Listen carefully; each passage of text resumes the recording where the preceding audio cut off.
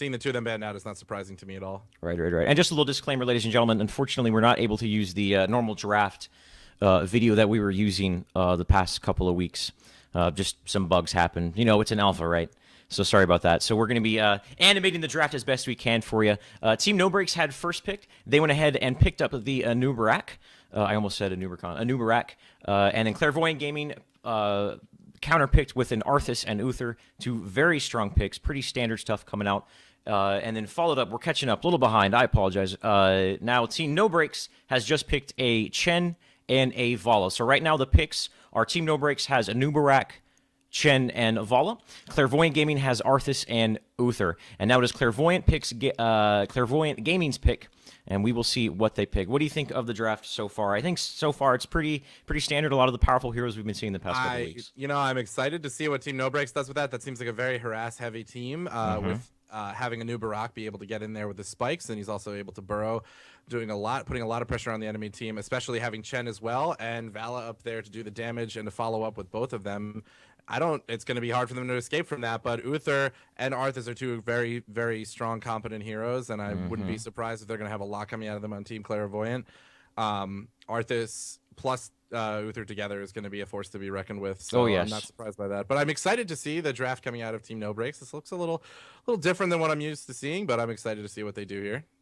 What I've really been noticing over all sorts of tournaments and show matches that have been going on recently is just how teams are really diversified between what they pick. We're seeing teams go warriorless with 2 supports, 2 assassin, and a specialist. We're seeing all sorts of different types of makeups and class arrangements, and I really, really like that. So Clairvoyant Gaming, it looks like they picked up a Falstad. So there's their backliner, there's their DPSer.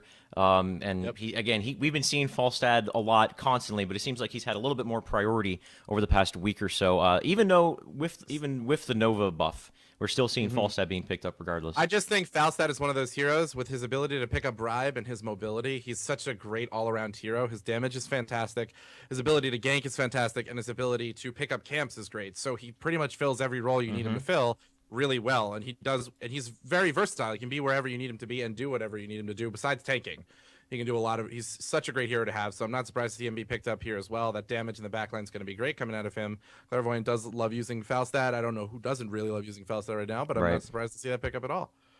One thing I will say is that Falstad's Bane, as of right now, is, as I mentioned, Nova. She recently got buffed. We've been seeing a lot of Nova play, which everyone's excited about. We always like seeing new heroes pop up. And Nova deletes Falstad from the game. So... But with that being said, Clairvoyant has the tools to help protect that Falstad.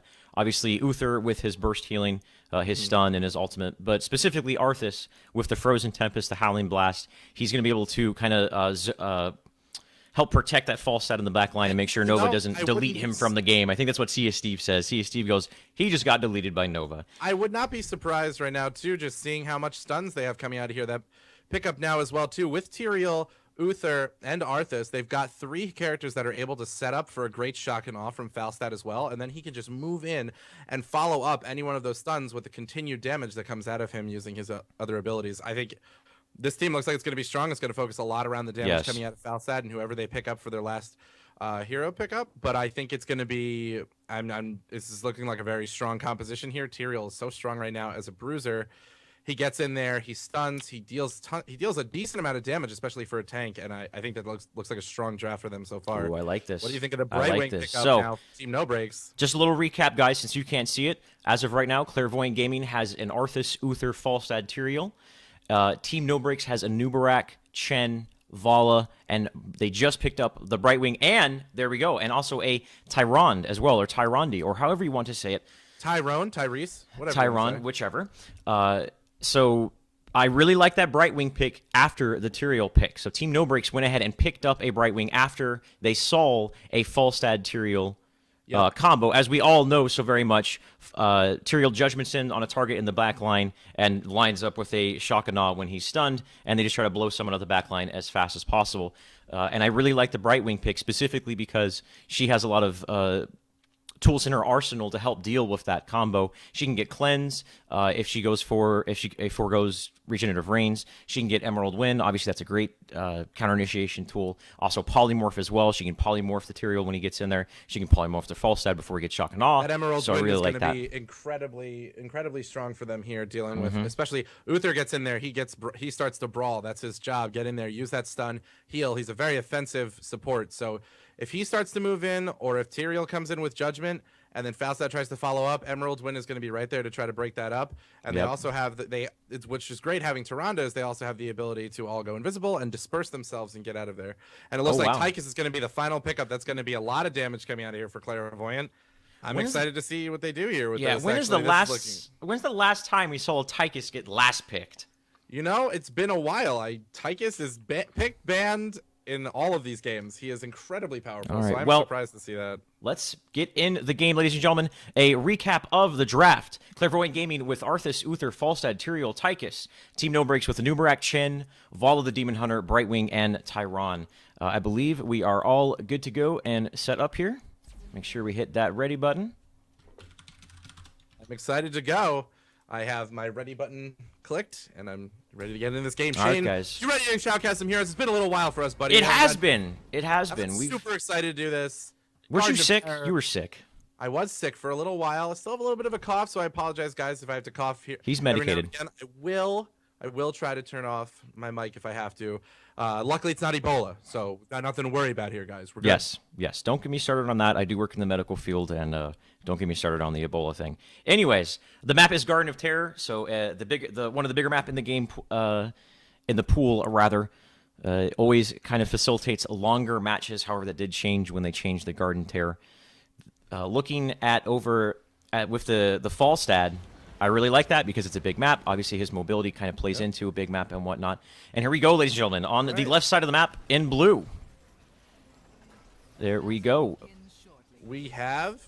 Would you like to announce? I thought you were going to transition. I thought you were going to transition in there seamlessly without saying anything. I got it. Absolutely. Let's do this. All right. Looks like Descent will be playing Tyrael for us. Looks like Suki will be playing Arthas.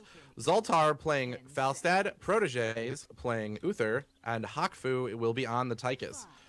And over here, who do we have playing over here for us, Shane? In the red pants, we have Team No Breaks. Heading down mid lane is Anubarak, and that's Consort. Down in the bottom lane, we have Threat down on Brightwing. We have one Popo, or one Popo. We'll just call him one from now on that Demon Hunter. Top lane is Tyron, being played by Let Go My Leg Ho, and Veritek on that Chen. Lanes are taking shape. This is a map that normally the early game is just it's very passive. There might be occasional roams and things like that, but generally teams really just play it defensively until the first nighttime, where then they can try to do some rotations, pick up some early seeds, establish a good early game lead with an early game terror. And it looks like we'll be having top lane B2 versus this Tyrael up in top lane. Yep. And bottom lane, we do have Threat down and one Popo going up against Proteges here. And Zoltar and Consort are there middle lane doing a little bit of Brightwing bottom lane. She gets Howling Blasted out into the grenade. There's our first blood. Great coordination. First blood going down. Yeah, Clairvoyant Gaming. They did the Howling Blast. Howling Blast landed. Brightwing used her Pixie Dust to mitigate some damage. The follow-up with the grenade toss from Tychus into the Uther stun secured a kill on to Brightwing. Very much so. Showing a great game coming here in the beginning of the game. Looks like Tychus is making his way towards middle. Suki following with him as well. One Popo needs to be careful. He'll Consort as well, doing as much damage as he can. Come in. The Howling Blast does not make any contact, but it looks like he'll be making his way out. Does not have to worry about it. Consort has a lot of dodge. There's a lot of ways to get out of a fight. One Popo as well. And the gank is not successful for them. Tyranda's arrow coming down here, just getting a little bit of sight in for them. Tyrael up here is going to be against 3 right now. Needs to be careful. Looks like one Popo will be starting in on those seeds in the middle of the woods. But one Popo is getting a little bit of aggression here from Descent. Needs to be careful. Descent's got to make his way out there. Can't do too much. And it looks like everyone's going to be going for those right now. One Popo almost, he almost got caught out there by the Falstad. So it's our first nighttime. Let's see what teams play it out with here, try to get secure themselves the early lane. Bottom lane is, I don't think much is going to be going on there. Brightwing and Uther, I don't think either are going to kill each other. The battle of the supports. The battle of the supports. Up here, near top, though. Veritek getting a lot of pressure here from Suki. Suki's taking a lot of damage, though. Not a good spot. Down goes Suki. One kill goes down for Team No Breaks. One Popo needs to back off. Veritek in a bad spot here, getting hit a lot by Zoltar. Descent keeping up the aggression, gonna try to follow him in, but he will make it out. Consort trying to give him some aid. Zoltar, Hawkfu need to back off. Not a lot going down, but there goes a very angry grenade going off from Hawkfu saying, hey, come back here, fight me. Stand tall, be like a man, fight me. That's not gonna happen. So that was a nil for nil exchange. Brightwing did TP in from bottom lane, as it is one of Brightwing's tools that she has to be able to TP anywhere. Obviously, Uther stayed in the bottom lane. No one ended up dying there. And at the same time, Clairvoyant kept Uther in the bottom lane. So now, as you can tell, at the top part of your map, there is a small experience lead going the way of Clairvoyant Gaming. And I'm sure that's attributed to the fact that Uther stayed in lane while Brightwing did not. 3 of them are going in to get some Siege Giants right now that will be pushing down lane for them, helping them out a little bit. Looks like the the seed numbers are about even. 37 for Clairvoyant, 23 for Team No Breaks. And it looks like they'll be picking up that first camp, which will be pushing mid lane for them as Suki makes his way towards top lane here. I think he might be going for these easies, and yes, he is. It's a little bit of an aggressive play here. Needs to be careful. Zoltar's coming in to try to aid him. Veritech catching him up. Somebody might come in to try to stop this. Hawkfu coming in to help as well. A bribe does go down to take out one of the Siege Giants, and they will pick up this camp. That's great for them pushing in mid lane. Yep, that is a very good steal coming into Clairvoyant Gaming, able to secure the Siege Ogres, which I'm sure will be cleaned up, but also will deny the Siege Ogres for Team No Breaks. Once again, only really one kill on each team respectively here at the 3-minute mark. Fight going down here in mid lane. Consort's got to be a little careful here. He's about half HP. Looking for an impale, not really getting any impales out there, just didn't see an opportunity to do it. I think Team No Breaks is just posturing to defend these Siege Ogres, and Clairvoyant is kind of countering that with just showing up. Going in now to get this goal, get this Plant Terror in the woods. He's going to be trying to do some damage to it. Consort coming in, trying to deny it, but he's going to be jumping in there. There he goes. Down goes Hawkfu, taking a lot of damage. Suki in a bad spot here. Consort taking tons of damage. Down he goes. One Popo threat down. Going to need to move away. And the Golem is still at half health here, or the Plant Terror, I'm sorry, is still at half health here. Falset's trying to get as much as he can. Yeah, he's trying to steal some seeds. He needs to be careful, though. The seeds are not worth his life. Hawkfu did get caught out there. He got stunned by the Golem, which we all do sometimes. It happens to all of us, and that ended up getting him picked off. Looks like both teams, Brightwing needs to be careful here. They're still posturing at this Golem down here. But it looks like they want to pick it up. They just need to be careful here, though. They don't want to get picked up. They might go for a gank here. Threat down. Getting a lot of damage. Brightwing, though, hard to kill on that attack. He's going to make his way out there. Howling Blast missing. One Popo Consort coming down to defend. Zoltan there to help as well. Suki is going to push back against this threat down, taking a lot of damage. Consort not able to move his way out there. I believe his abilities are down. He's going to take a lot of damage. Down he goes. Veritech coming in to try to stop it, but he's not able to. And they'll push away from that, picking up one kill off of that, not too bad, and getting up some more aggression in this bottom lane for Team Clairvoyant. Yeah, I mean, Veritech on that Shen did rotate bottom. They saw what Clairvoyant Gaming was doing in bottom lane. They saw that they were going to push it down here in the bottom lane. But unfortunately, not only was his rotation a little late, it's a Chen. He really didn't do much. It's just he kind of showed up and harassed a little bit. But until he gets those skills like the barrel or the Earth, Wind, and Fire Boogie Wonderland, there's just really not much that he could have done there. For Team Clairvoyant, they will be picking up their ultis now, so this is a strong point for them. They need to be careful. Team No Breaks needs to be careful now in any sort of team fight engagement that happens here. It looks like they'll be picking up that top golem or Plant Terror for them, and it looks like it's about even in terms of the number of seeds that both teams have. Team No Breaks going here for this Siege Giant camp, picking that up to put some aggression in top lane. Yeah, so Clairvoyant has their ultimates. They already have a 2-level lead. Even though there's never really been a big confrontation yet, there's just been a couple pickoffs, a couple skirmishes. Regardless, Clairvoyant Gaming has been soaking more efficiently. The rotations have been more on point, and it has given them an early game lead. And let's see if they're going to force the issue and transition this into a push. They know they have their ultimates. They know Team No Breaks does not. And obviously, this is a timing window that all teams look for in every single match, and they definitely have a window here. Though, however, Team No Breaks is about to get their ultimates. A good Lunar Flare coming out there. Another great Impale. Hits Zoltar and Tyrael in the backlines. But again, it wasn't much follow-up to it. It was great plays, but just not much follow-up. Is looking like they're trying to get as aggressive as they can during this uptime when they do have their ultis, and Team No Breaks does not. But Team No Breaks is picking up their ultis now, so they cannot keep pushing with as much aggression as they had before. They'll be dropping back to pick up this Siege Giant camp, and it looks like No Breaks is going to say, hey, we're going to do the same thing. Let's pick up some camps. Then Veritech going in on the night camp, and the rest of his team following up to help him. Bribes going down to pick up that camp as fast as they can. I wouldn't be surprised if they go on the easy camp next. Tyrael looks like he might be posturing for those Siege Giants in bottom, but it looks like Descent making his way back towards middle lane to team up with his get together with his team, and they might go in on this. Looks like the Invisible goes down from Tyrande. Oh, wow. Shock and Awe going down, doesn't do any damage though. Ulti's flying down every direction. One Popo in a bad spot might go down. Consort might go down as well, but he's going to dash over, doing a lot of damage, trying to get in there. Everyone is taking a lot. Shock and Awe comes down Shock now. and Awe. Good shot from him. He set it up before. I apologize. I thought he was going to be using it. Veritech will be killed here as well, and they came out incredibly ahead in that team, Clairvoyant. So that was a great team fight for them. I mean, the power they have in their lineup, their draft was incredible. I'm not surprised to see the team fight go that way, but, you know, they're just going to keep pushing forward now with this aggression that they have. That team fight looked like it was going to go so well for Team No Breaks. They had a great Rain of Vengeance on to this choke point right here, and it hit several people, and that was also followed up by a great Emerald win from Brightwing. So they had a wonderful initiation on top of an impale from Consort, who needs to be careful, get hot by the Hammer of Justice from Uther. Veritech Also the impale. Hawk was in a bad spot, needs to back off. Consort getting really aggressive, but he's going to be hoping his team's coming up with him, but they don't follow up. Down he goes. Veritech now in a bad spot as well. He will die. Descent getting credit, pushing forward, saying, we've got the numbers, get out of here, and they're going to keep pushing forward as the Siege Giants continue to bombard this wall and the towers in mid lane, and this is looking incredibly strong for Clairvoyant Gaming right now. They have a very large level lead for them, and they are doing a lot of damage. 3 levels up. This is great. Descent is going to be jumping in there. Down goes Brightwing. This is looking...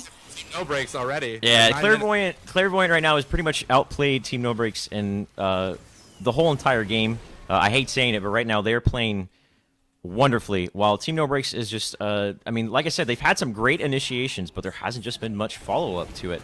I mean, the Chen, Earth, Wind, and Fire really doesn't feel like it's doing much in these team fights. I mean, Chen as a whole really doesn't feel like he's doing much in these team fights. Tyron has hit a couple Lunar Flares, but none of those Lunar Flares that, you know, make you jump back in your seat. It's just they aren't landing the skills they need to land, and they're not. And when they do land them, there's not much follow-up coming from the team as well. Demon Hunter kind of lagging in the backlines here. Both teams posturing. Consort goes in. Looks like he's trying to initiate great impale on the Hawkfu and Suki. Hawkfu very low, also sheeped up. Great Emerald Wind pushing him back into the fight. Rain of Vengeance goes down, but really off the mark. Shock and Awe secures the kill onto that Anumarok. Descent trying to clean up the Earth, Wind, and Fire of Veritech. Is he going to get caught out? It looks like he's going to be going down. He's dead to rights. One Popo is trying to get himself out of there. And once again, just it looked like a great initiation from No Breaks. They had a decent Emerald win, but the Rain of Vengeance wasn't there, and they're just Clairvoyant Gaming just rolled over them. They have a 3-level lead at a 10-minute mark on Garden of Terror. The first Terror is being spawned by Clairvoyant Gaming as well, so this is just further pushing their advantage they already have built up. And at the same time, Team No Breaks gets themselves as one. So we're going to see some terror on terror action. I know you're into that sort of thing, Xander. You need to be, I'm always into terror on terror action, but I think the problem that's happening here in some of these team fights for Team No Breaks is they're trying to get aggressive and initiate these team fights, but with that level disadvantage, it's such a great level disadvantage that I don't think they really have the power to push against this. They might want to consider pushing back into lanes, dropping back, getting some lane XP, and trying to make something happen here. Pick up camps, paint the map blue for them so that they can push back against the threat that's coming in from Team Clairvoyant, but their level disadvantage is too great right now to be trying to get into these team fights. Yep. They need to be careful. These terrors are going to be I don't know if they should force this. A little bit of an advantage against this. Suki is taking more damage than Consort is right now, but they're pushing in. Down goes the fort. A tower will drop as well. Hawkfu pushing up forward, doing as much damage as he can against Consort. Consort staying defensive, though. Doesn't want to get too aggressive on this. Suki beelining it down. Looks like he's going to be getting ready to go in on this fort here as the plant goes down to disable it, and a lot of damage is going to be coming out of that plant and him as well. And Suki pushing forward. Down goes the shock and all. One Popo immediately deleted off the map. Consort pushing forward, trying to do as much as he can. Veritech alone will get Descent pushing in aggressive as he can with the judgment going back to Lego. And Veritech is going to be, looks like he's losing a lot of health. He is a plant now, so he can't do much to defend. Descent will die. Protege is plant as well and needs to be careful, but the heal goes down as soon as he comes out of plant form. And Consort pushing forward with this Suki coming out of his plant terror. Needs to back off.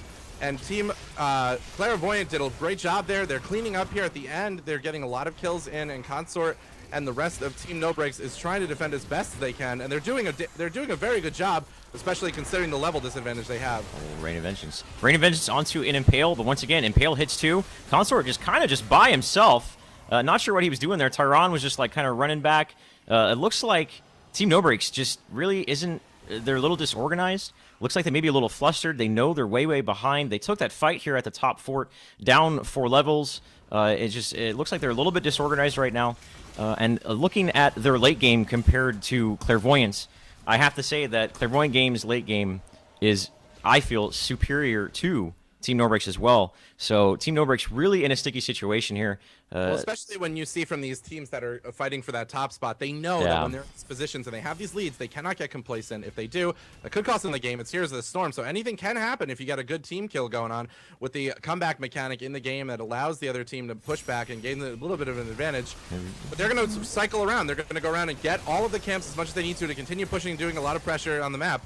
Looks like Suki is going to be getting in there just on the back line of Team No Breaks. Consort going to be taking a lot of damage from Shock and Awe. Down he goes.